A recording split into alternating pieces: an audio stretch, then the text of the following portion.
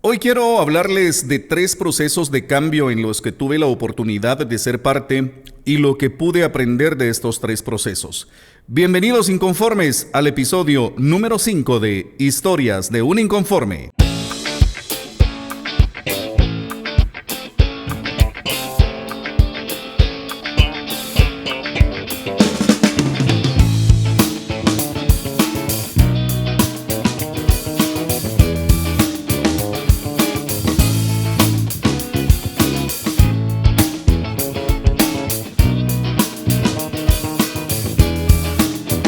A lo largo de mi carrera en la radio tuve la oportunidad de vivir 3 procesos de cambio. La vida me dio la oportunidad de vivir estas 3 transiciones. La primera fue en 1993. Yo empezaba a trabajar en radio. De hecho, era la primera radio donde yo estaba trabajando, era Estéreo 105 en Escuintla. El formato de esta radio era romántico, era una radio que programaba música romántica del recuerdo. Por ejemplo, ahí se podía escuchar a Roberto Carlos, a Camilo Sesto, ahí se podía escuchar a Rocío Dúrcal, Juan Gabriel. Bueno, ese era el formato de la radio. En ese año, 93, estaba poniéndose de moda, o ya estaba de moda quizás, el Tex-Mex, lo que ahora se conoce como música grupera. Estaba de moda Selena, por ejemplo, estaba en su mejor momento Selena, estaban sonando muy fuerte Bronco, por ejemplo, en aquel año me acuerdo que estaba literalmente tronando Dos mujeres un camino de Bronco, los Bukis.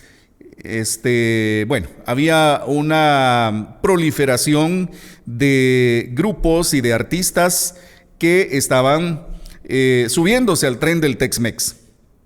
Era un género que estaba ganando mucha popularidad y los propietarios de la radio de Estéreo 105 deciden cambiarle la programación a la radio con el propósito de hacerla más comercial. En el año, finales del año 93, entonces deciden cambiarle el formato a la radio y convertirla en una radio Tex-Mex. Uno de los propietarios de la radio tenía algunas amistades en la zona militar del Puerto San José y había escuchado hablar de un arma calibre 105 o de un cañón 105 o algo por el estilo. Y decide ponerle a la radio la cañonera 105 porque esa era la frecuencia. Entonces empieza la radio a programar música grupera, los Bukis, Bronco, Temerarios, que también estaban muy de moda, Selena, y la radio empieza a tronar en toda la costa. Yo estaba empezando a hacer locución y fue ahí donde empecé a hacer locución. Estuve hasta 1995 en esta radio y pude ver el ascenso en cuanto a popularidad, el aumento del rating de la radio, y creo que este cambio funcionó. Es decir, el objetivo de volver la radio un tanto más comercial se cumplió. Esto fue en 1993-94. 94 la radio era la radio más escuchada en la costa sur, la cañonera, y nadie lo puede negar. Y bueno, pues este fue el primer proceso de cambio o de transición que pude experimentar en mi carrera dentro de la locución. El segundo proceso de transición que tuve la oportunidad de vivir fue en el año 2003. Yo trabajaba para Grupo Radial El Tajín. Yo era el productor de Radio Éxitos, era la voz institucional de Radio Éxitos y cubría unas horas de cabina en Radio Éxitos y cubría 5 horas de cabina en Radio Fiesta. En ese año se acababan de llevar a Ed Girmayén. Ed Girmayén había tenido mucho éxito al frente de la producción de Radio Fiesta. Había mantenido la radio en el primer lugar durante muchos años. Era una persona que se había arriesgado mucho en cuanto a experimentar y había tenido éxito. Conocía de música tropical, tenía muchos años de trabajar en Radio Fiesta, había también sido parte del proyecto de Radio Éxitos, pero pues se llevan a Ed Girmayén para Emisoras Unidas. en Emisoras Unidas iban a convertir Estéreo Cadena Grande, que era una emisora de pop, en una emisora tropical. ¿Y quién mejor que Ed Girmayén para hacerse cargo de este proyecto con todo el conocimiento y la experiencia que él tenía? Estando Ed Girmayén en Emisoras Unidas, me llama y pues me ofrece trabajo. Negociamos y me voy para Emisoras Unidas en el año 2003, específicamente marzo 2003. La radio todavía se estaba cocinando, estaba en proceso de planificación y yo fui parte de ese proceso de planificación.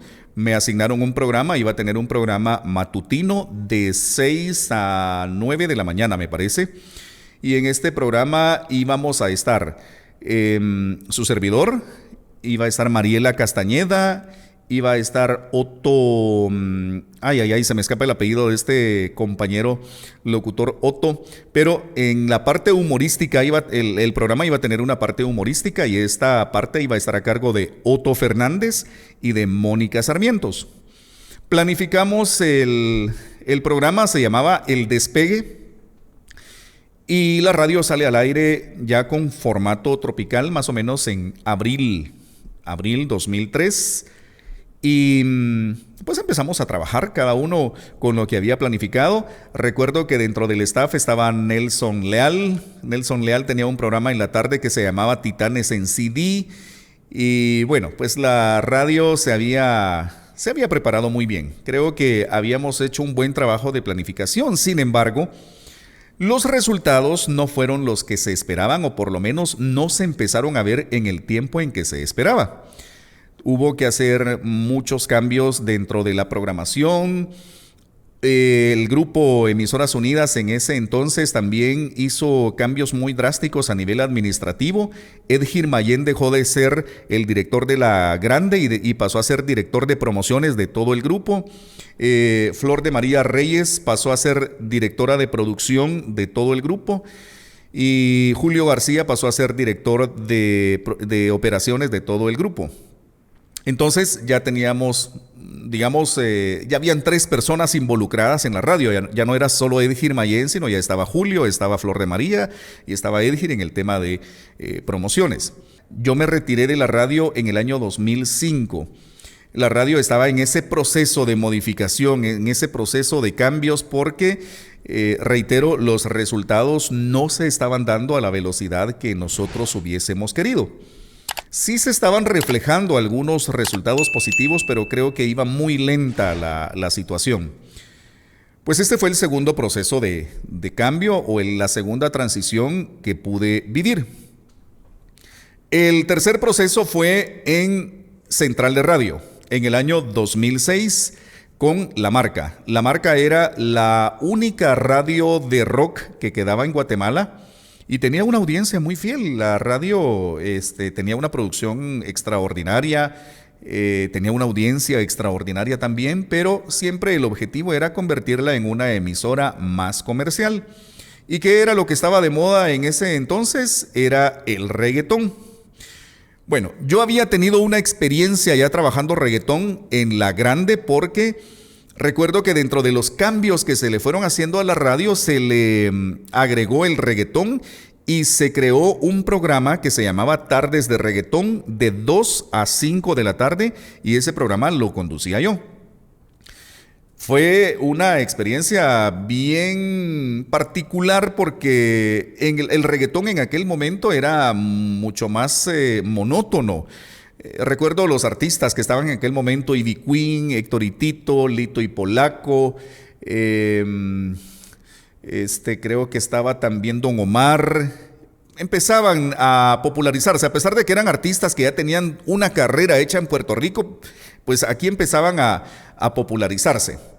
Yo conducía Tardes de Reggaetón, entonces ya tenía cierto conocimiento sobre el género. Y en el año 2006 se da la oportunidad de ser parte de este cambio de La Marca. Este cambio estuvo lleno de muchas situaciones, tuvo sus matices, porque me acuerdo que la audiencia de la radio, los amantes del rock, empezaron a protestar y llamaban y nos trataban de mucos aquí, mucos allá, queremos rock.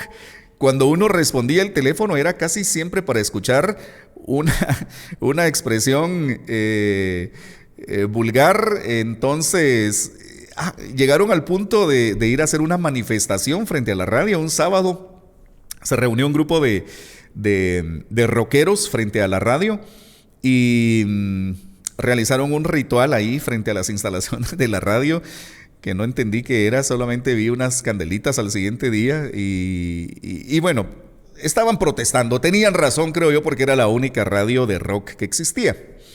Entonces la radio ya estaba programando reggaetón, pero los locutores todavía no estábamos trabajando, no estábamos ejerciendo en ese momento, estábamos en proceso todavía de planificación. Quien estaba a cargo de este proyecto era Eduardo Cuyuch y le estaba apoyando Mario David Fernández.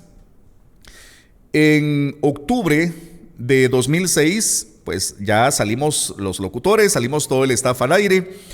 Estábamos de 6 a 10 de la mañana, estaba su servidor junto a DJ Junior. A las 10 entraba Eduardo Palma y su DJ era DJ Werner. A las 2 de la tarde entraba Hans Burkar y su DJ era DJ Toto. Y por la noche a las 6 entraba Estuardo Krause, que en paz descanse, y su DJ en su momento fue DJ Piccolo. Después estuvo DJ Rudy. Y así se conformó el primer equipo, el primer team, digamos, de la marca. Después ya se empezaron a hacer cambios, ya se empezaron a hacer modificaciones y tuve la oportunidad de trabajar con DJ Manny, estuvo conmigo también DJ Rudy y estuvo DJ Ika.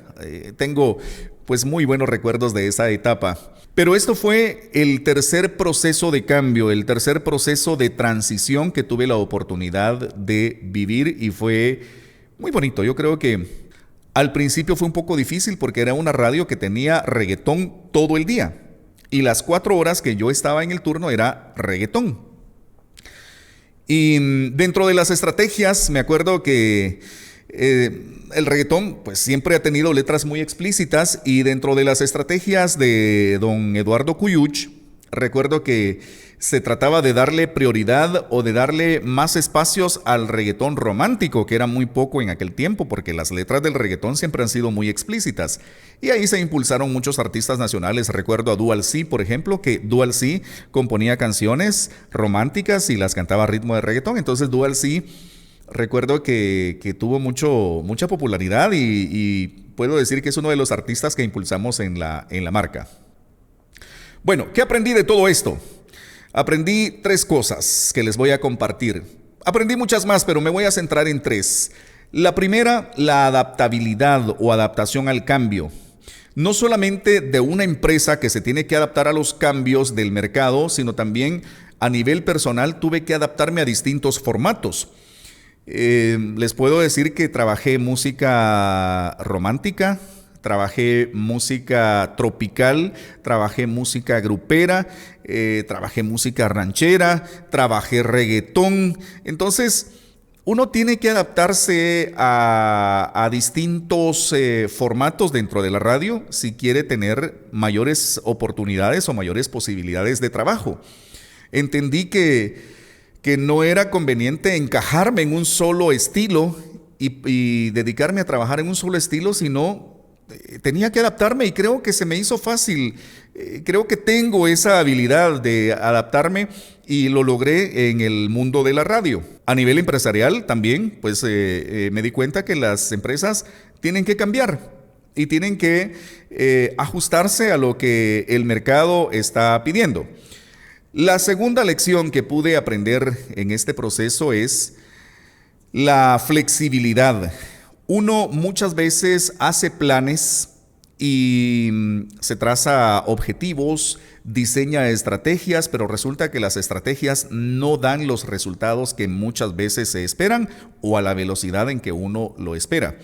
Lo pude ver, por ejemplo, en La Grande, fue donde más pude ver este cambio o esta modificación de planes. Entonces hay que ser flexibles.